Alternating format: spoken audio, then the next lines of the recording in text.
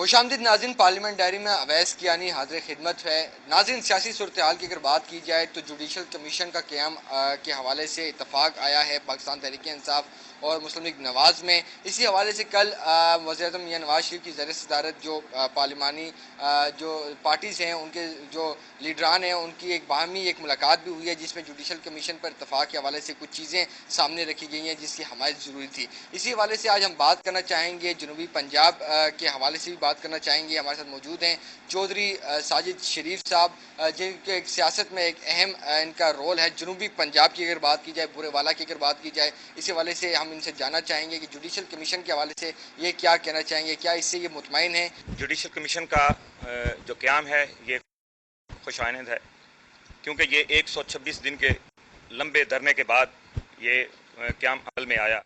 ہم سمجھ رہے ہیں کہ جو انتخابات میں دھاندلی ہوئی وہ بے نقاب ہوگی اور آنے والے انتخابات پرشفاف ہوں گے۔ ہم امید کرتے ہیں کہ یہ سارے معاملات اچھے طریقے سے حل ہوں گے۔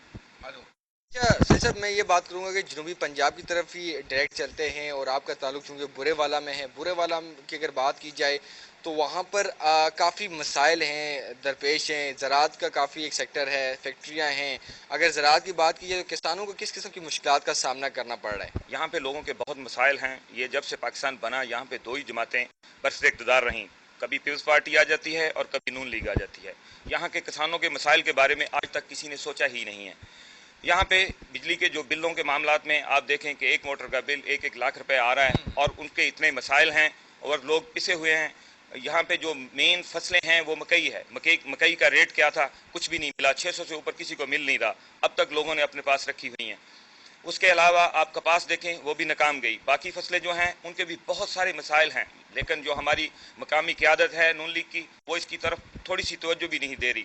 جی صاحب، آپ پاکستان تحریک انصاف کے یہاں پر اب ایک کینڈیڈیٹ کے طور پہ بھی سامنے آ رہے ہیں اور آپ کی جو یہاں پر کاوشیں ہیں وہ بھی قابل ستائش ہیں، لیکن کسانوں کی جو مشکلات ہیں، وفاقی اور پنجاب کی جو صوبائی جو گورنمنٹ ہیں، شہباز شریف کی کافی یہاں اس پر بلند و باغ دعوے ہوتے تھے، لیکن کسانوں کے جو مسائل ہیں ان کو کوئی ایڈریس نہیں کر پا رہا۔ تو سمجھتے ہیں کہ آپ یہاں جو مطلب ایک نون کے ہی جو ایم این اے ہیں اور ایم پی ایز ہیں، ان سے کوئی آپ کی اچھی توقعات بھی وابستہ ہیں؟ یہاں پہ جو ایم این اے اور ایم پی ایس ہیں نون لیگ کے، میرا خیال ہے کہ انہوں نے بالکل زراعت کی طرف کوئی توجہ ہی نہیں دی اور نہ ہی گورنمنٹ کو اس طرف توجہ دلائی ہے۔ اگر وہ توجہ دلاتے تو یہاں پہ جو کسان اتحاد کی جو ریلیاں نکلیں اپنا حق اور انصاف لینے کے لیے، ان پہ پولیس کا لاٹھی چارج ہوا اور ان کو مارا گیا۔ ہونا تو یہ چاہیے تھا کہ ان کے مسائل کو سنا جاتا، ان کے مسائل کو حل کیا جاتا، کیونکہ وہ ہماری ریڑھ کی ہڈی ہیں، لیکن ان لوگوں نے اس کی طرف توجہ ہی نہیں دی۔ اگر پی ٹی آئی یہاں سے کامیاب ہوئی، جو کہ یقیناً کامیاب ہوگی، اور ہم امید کرتے ہیں کہ یہ لوگ ابھی 67 ایئرس کے بعد پی ٹی آئی کو موقع دیں گے، اور میں سمجھتا ہوں کہ ہمارے پاس اس کا پراپر طریقے سے حل ہے اور ہم اس کا حل نکالیں گے۔ کسانوں کو ان کا حق ملے گا، ان کی جو بجلی کی لائنز ہیں، جو ٹیوب ویل کے معاملات ہیں، ان کو بہت اچھے طریقے سے دیکھا جائے گا اور ان کی جو بھی نیڈز ہیں ان کا پورا خیال کیا جائے گا۔ تو جو صاحب یہ غیر اعلانیہ اور اعلانیہ لوڈ شیڈنگ، اس پر تو جو خواجہ آصف صاحب ہیں، وفاقی وزیر ہیں، عابد شیرلی صاحب ہیں، اس کے علاوہ پنجاب گورنمنٹ کی طرف سے کہا جاتا ہے کہ غیر اعلانیہ لوڈ شیڈنگ نہیں کی جائے گی۔ تو ابھی گرمیاں شروع نہیں ہوئی اور یہ حالات ہیں، تو آپ کی فصل بھی یہاں پر کھڑی ہوئی ہے، تو اس حوالے سے کیا کہنا چاہیں گے آپ؟ یہ تو جی ابھی روز کا معمول بن گیا ہے، 10 سے 12 گھنٹے کی لوڈ شیڈنگ ہو رہی ہے۔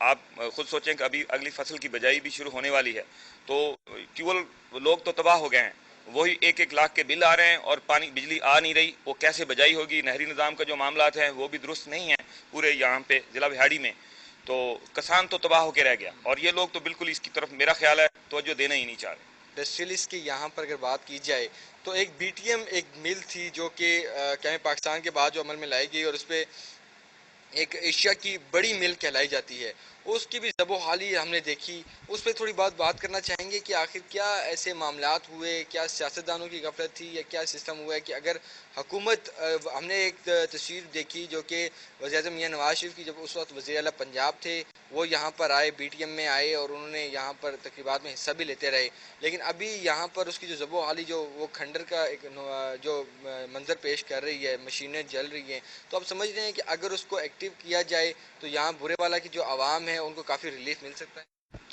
بالکل क्यों नहीं। यहाँ पे एक वक्त था कि ये एशिया की सबसे बड़ी टेक्सटाइल मिल थी और इसमें एक शिफ्ट में करीबन 6000 से ऊपर लोग काम करते थे, जो कि यहाँ के सारे मकामी लोग थे। ये जो हमारी अभी क़यादत है नून लीग की, जब ये इलेक्शन में सिलेक्ट होने के लिए इन्होंने वोट मांगने शुरू किए तो इनका ये नारा था कि हम गवर्नमेंट की तवज्जो दिलाएंगे और इस मिल को दोबारा से फंक्शनल करेंगे ताकि लोगों को रोज़गार मिले। लेकिन दावे थे और लोगों ने उनके दावों पे इनको वोट भी दिए। यूं ही ये मुंतखब हुए, उसके बाद उन्होंने बिल्कुल भी इसकी तरफ कोई तवज्जो ही नहीं दी और इसको भूल गए।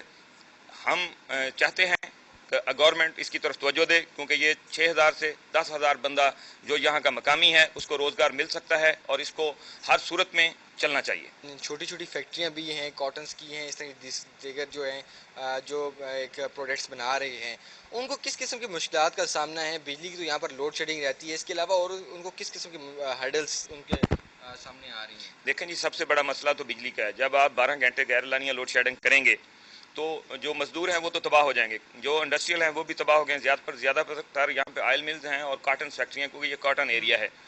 उसके लिए ज़रूरी है कि 24 आवर्स उनको रनिंग में रखा जाए ताकि उनके मसाइल हल हों।